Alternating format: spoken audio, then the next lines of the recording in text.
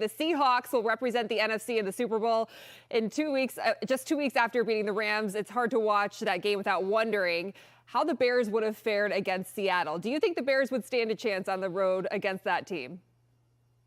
Yeah, they would have been underdogs for sure. But if this NFL season has taught us anything, it's the true mantra of any given Sunday, right? The Patriots were 80-1 before the year to win the Super Bowl. The Seahawks were 60-1.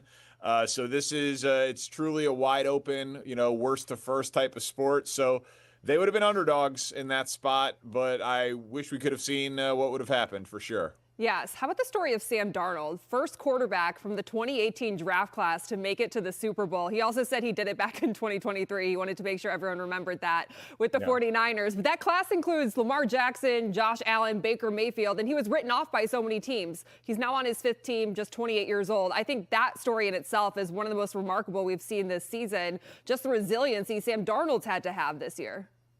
Yeah, it's a movie. He's 28 years old, but we talk about him like he was like a washed up veteran. He gets drafted. He's a very young rookie because of how much of a prodigy he was early and when he left USC.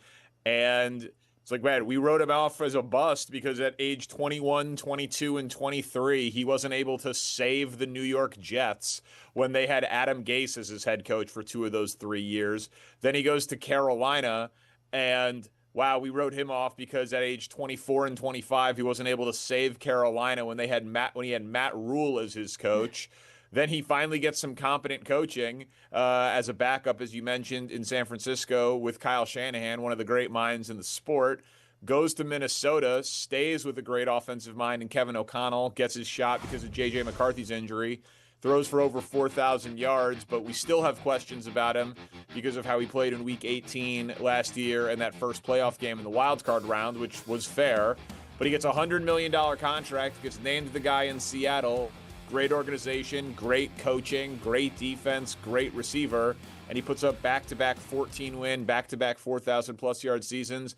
And now Sam Darnold at 28 years old is the favorite to both win a Super Bowl and to be Super Bowl MVP. And now maybe we've got 10 more years of Sam Darnold being a legitimate starting quarterback in this league. It's pretty remarkable. Yeah, now you have people wondering what Lamar Jackson and Josh Allen's career trajectory is going to be from here on out. How different do you feel like the NFC North would have been if he stayed in Minnesota? Oh, that's an interesting question. I mean, I think that, obviously Minnesota did not get enough or anything from J.J. McCarthy this year. So they, the worst team in the NFC North would have been better than they were. There's no doubt about that. Would it have changed the material facts on the ground? I'm not sure because I think other things happened in Minnesota this year. But that's a totally reasonable question. And for now, I'm glad that he's out of the NFC North. Were you surprised to see Mike Vrabel, first year as a head coach back in New England, and then Drake May in his second year, kind of similar kind of story as to the Bears, make it to the Super Bowl and beat the Broncos? Yeah, the Patriots don't deserve this. They're already back. It's remarkable. Like Bears fans and Browns fans and Jets fans and Vikings fans and so many other fan bases, you got to go through decades of incompetence, and they just had a couple of years in the wilderness with Cam Newton and Mac Jones, and then here they are, 23-year-old quarterback who looks like he's going to be a top 5 guy for years to come, right back in the Super Bowl, and they're winning when he isn't playing well, which speaks to how well coached they are and how sound of an organization they are. So, no, I didn't see it coming before the year. A lot of people thought that they were going to be very improved because of what they did in free agency, because of the upgrade at Vrabel, and Drake May looked solid in his 10 or 12 games that he played in last year. So they were a very popular pick to make the playoffs, but I don't think anybody had him doing this with a 23-year-old quarterback. I want to talk about Matthew Stafford because Sean McVay was ticked off when he was asked if he expects him to be back next year. Reasonable question. I mean, he's about to be 38 years old, but he's also about to be winning an MVP, won a Super Bowl, and is a future Hall of Famer. Do you feel like Stafford's done or his best is still yet to come? I don't know about his best still being yet to come, but I would be surprised if he was done. Those are two different he had 46 touchdowns this year and 4,700 yards passing. And as you said, is almost assuredly going to be league MVP. And, he kind of lapped the field statistically at quarterback. And if you've got Sean McVay calling the plays and Puka Nacua and Devontae Adams catching the ball and that young defense, and you get to play in that weather and make that money, I have no idea why he would retire. The reason that it was a reasonable question was not because of his performance, but because he himself had talked about retirement. But if Aaron Rodgers retires and Stafford keeps playing, he's like 1,800 yards from passing Aaron Rodgers for 5th all time. And if he plays 2 more seasons of relative health and averages, 3,700 yards a year, 3,800 yards a year, and this year again he threw for 4,700, he would pass Aaron Rodgers, Peyton Manning, and Brett Favre and finish 3rd all time behind Tom Brady and Drew Brees on the all-time passing list. So my gut tells me he keeps playing because he finally found this ideal situation and he's playing as well as he's ever played before. Yeah, definitely had an exciting year. 40 years ago today, the Bears won their only Super Bowl down in New Orleans. Let's shift our focus to the Bears next year. How many pieces away do you think they are from playing on the final Sunday? Well, listen, they need to get better in a lot of areas, and then they need to improve in areas that we're not even expecting them to, because things that happened this year won't happen again, right? They won't lead the NFL in takeaways next year. From left guard to right tackle, 4 out of 5 offensive linemen played 93% or more of the snaps. They'll be more injured next season. So things that we're not expecting, we don't think they need to upgrade, interior offensive line depth. Yeah, they probably do, because they'll suffer an injury or 2. So it's hard to say they need 2 more pieces or 3 more pieces. I think that the front 7 is the biggest need. I think left tackle is a very big need. But the biggest thing for the Bears is, how big of a leap does Caleb take? Is Caleb still inconsistent, or is he a top 5 quarterback in the NFL? Does he take a Patrick Mahomes in year 2, Lamar Jackson type of leap, year 2 in Ben Johnson's system, year 3 in the league? If he takes a leap like those guys, then you can afford a few fewer takeaways and a few more injuries, because you've got an MVP caliber quarterback. So front 7 on defense would be my top priority if I was Ryan Poles. Left tackle would be right there, 1A, 1B.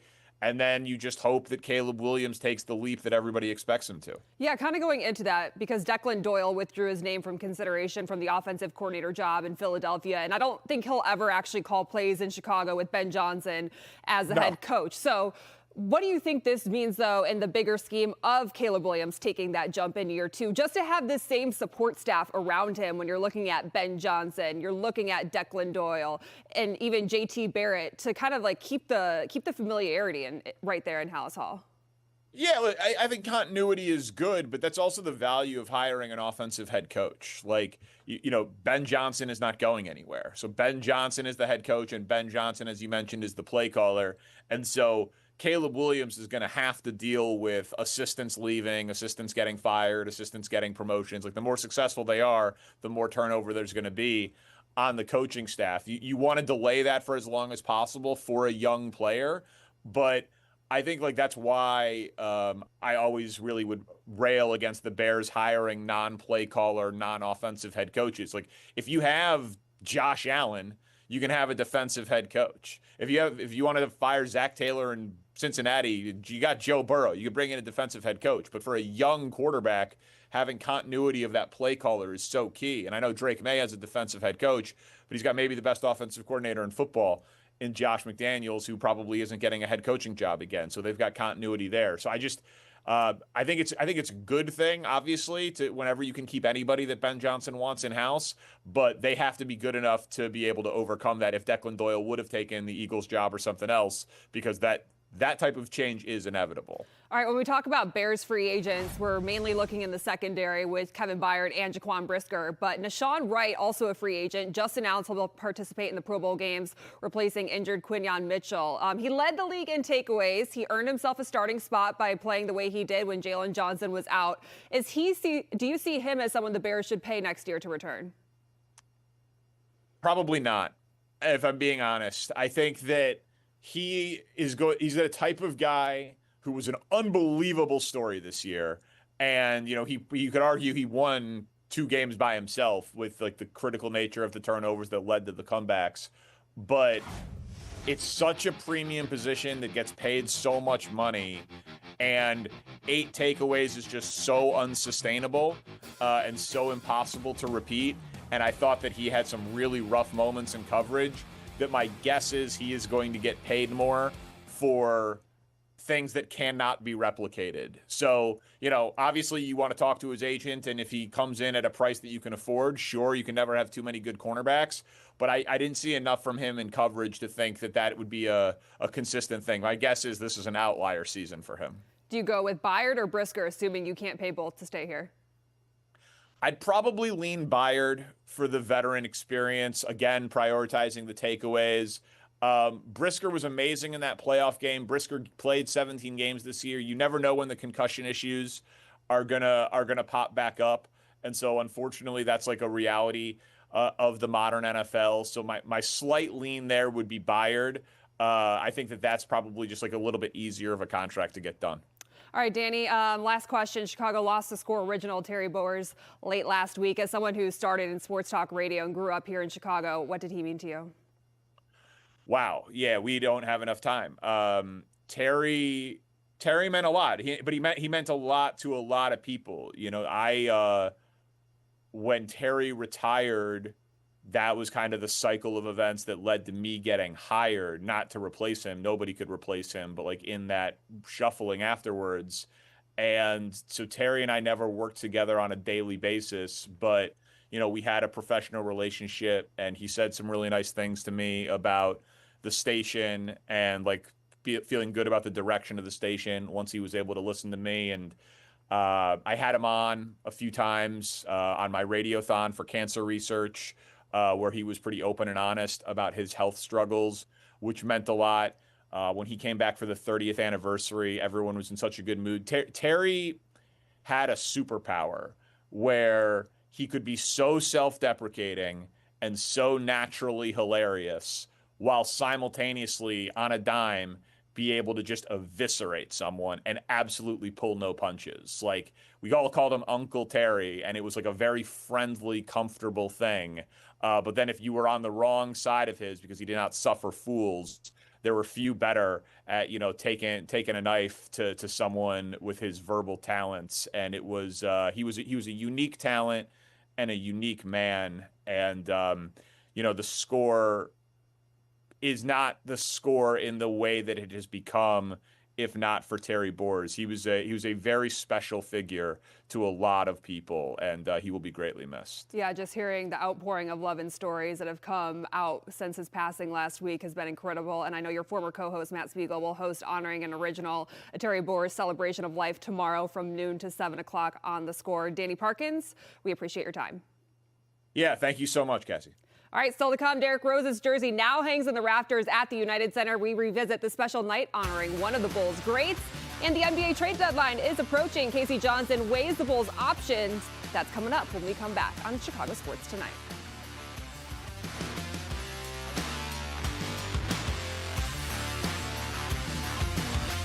40 years ago.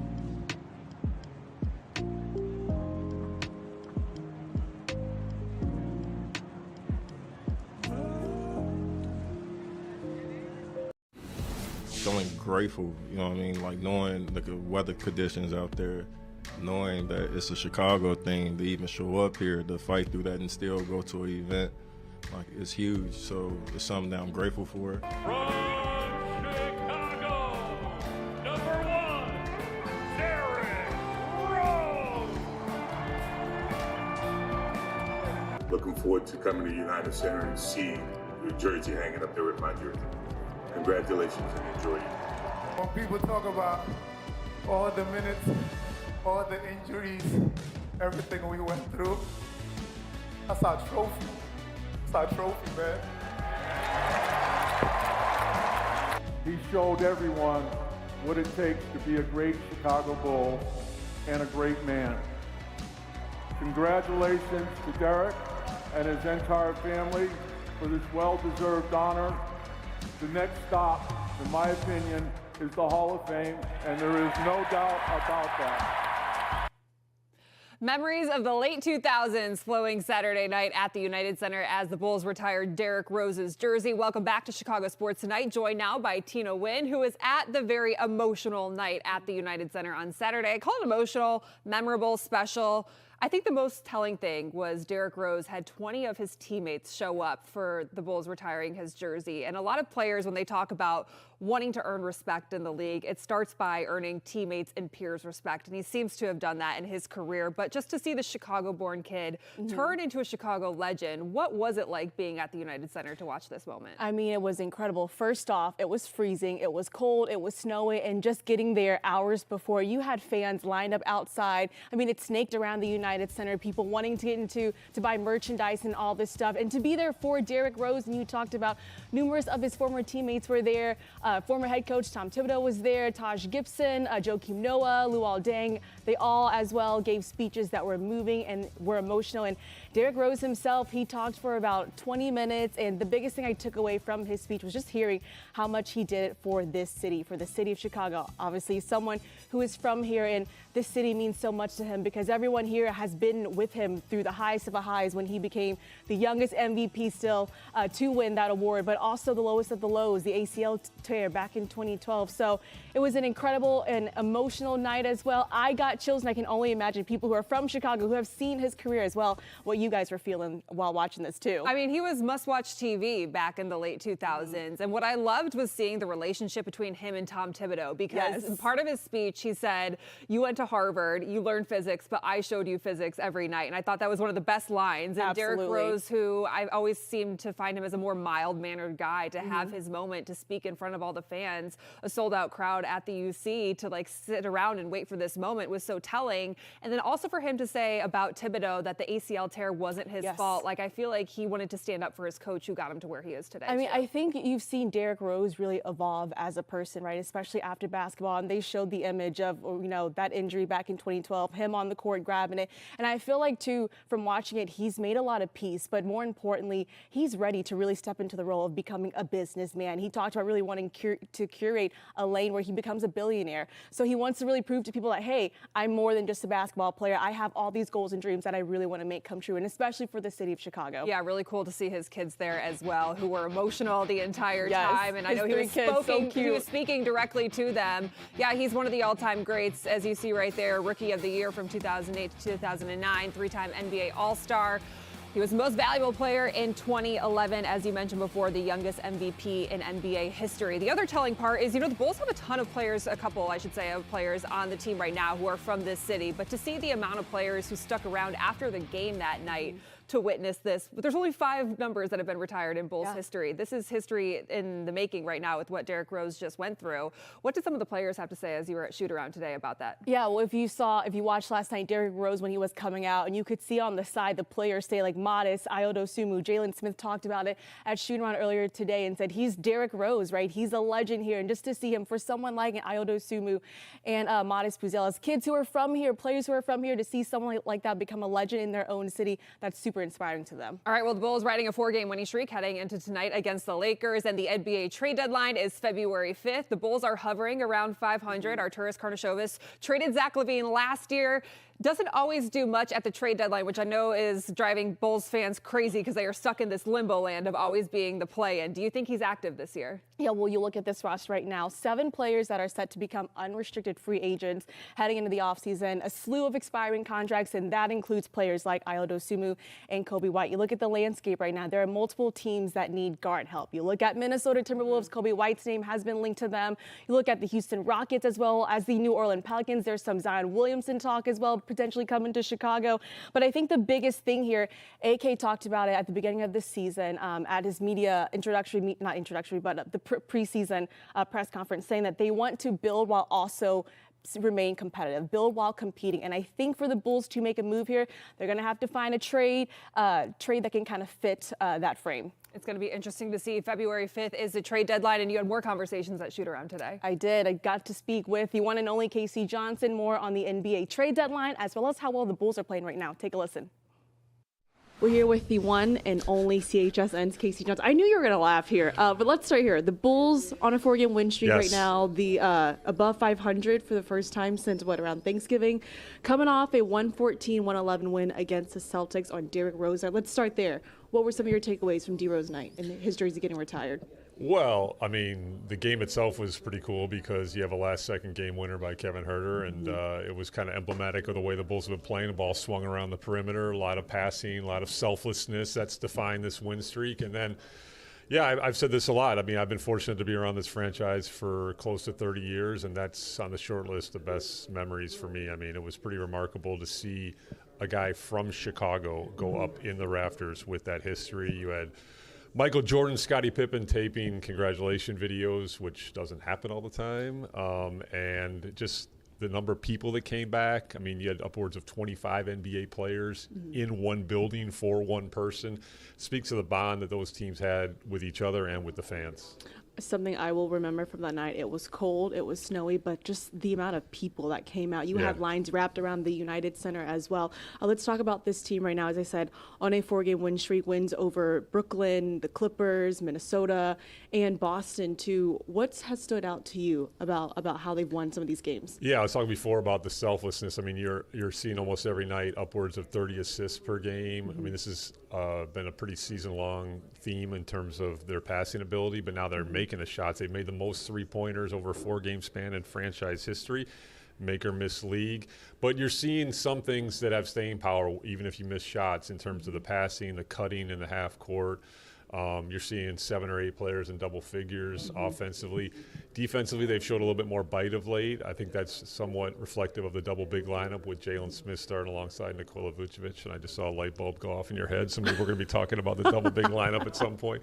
But no, they're playing good basketball. And you got to remember, this is without Zach Collins, who is a big part of what this team does defensively. And now Trey Jones was huge in that win at Minnesota, but you're going to be without him for a little bit, so the guard depth is going to be tested again. Let's talk about the NBA trade deadline. It is next week. We're about 10 days away from it.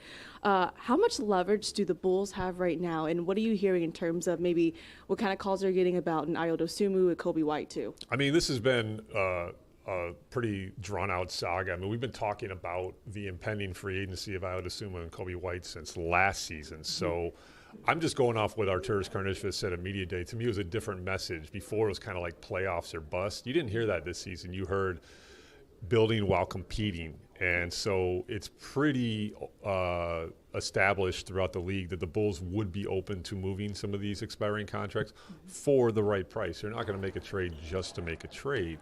But when you have 7 players headed for unrestricted free agency, if you let all 7 of those players walk for nothing, you're in a bad situation. So, again, they're not going to make a trade just to make a trade, but they're open to taking calls. And if the right opportunity presents itself where you can add some young talent or some draft picks and get rid of one of these expiring contracts so you safeguard against losing them for nothing, then it's something you got to look at. I mean, Minnesota is the team you hear most closely linked to the Bulls. I know that situation pretty well, and Minnesota does want to add some bench firepower, but you got to look at their assets. They don't have any first-round draft picks to trade. They don't have a lot of young contracts that they would want to move. They're very high on their first-round pick, Beranger. I mean, maybe something gets done as you get close to the deadline, but right now things aren't very imminent with that franchise. There are teams that need guard right now. You look at the Houston Rockets, the Minnesota Timberwolves, but for someone like Kobe White, what could the Bulls get back? I mean, as I said before, if you're talking about building while competing, you're talking about getting, young NBA talent or draft picks for the future. And it's really it's not to say the Bulls don't like Kobe White. They love Kobe White. But when you've got that many players headed unrestricted free agency, you sometimes have to be proactive about that situation and get out in front of it. So we'll see what happens. But in the conversations I have with executives from other teams that I know, the league-wide impression is the Bulls are listening to calls that they're getting. What about Vooch? Because obviously this was something we talked about last season, a big topic as well. But what are you hearing in terms of that front? I have not heard much buzz about Vooch this trade deadline. It's not to say he's not a good player, because he is, but I mean, he'd be a short-term rental, because when he hits unrestricted free agency this summer, he's probably going to he's at the stage of his career, 15-year veteran, age 35, where he's probably going to be signing a smaller deal next summer. So why would you give up capital when you can just sign him for less on the open market this summer? That's not to say he won't be moved, but right now I've not heard much buzz about him. Casey Johnson, thank you so much for the time. Thanks, Tina. All right. We'll talk to you next week, right? I'll be around. Now he's got to do it. Great to catch up there with Casey Johnson. Been covering the Bulls for a long time now. But if history tends to show us anything, it's that AK in this front office, they don't typically make a move at the trade deadline. Although last year, obviously, we saw Zach LaVine in the 3-team trade with the Kings and the Spurs as well. Time will tell here if the Bulls will make a trade. I think they've got some leverage this year, though, Cass. All right, the trade deadline is February 5th. For Tina Nguyen, Danny Parkins, Casey Johnson, I'm Cassie Carlson. Thanks for joining us on Chicago Sports Tonight. Come back tomorrow for First and North. Have a good one.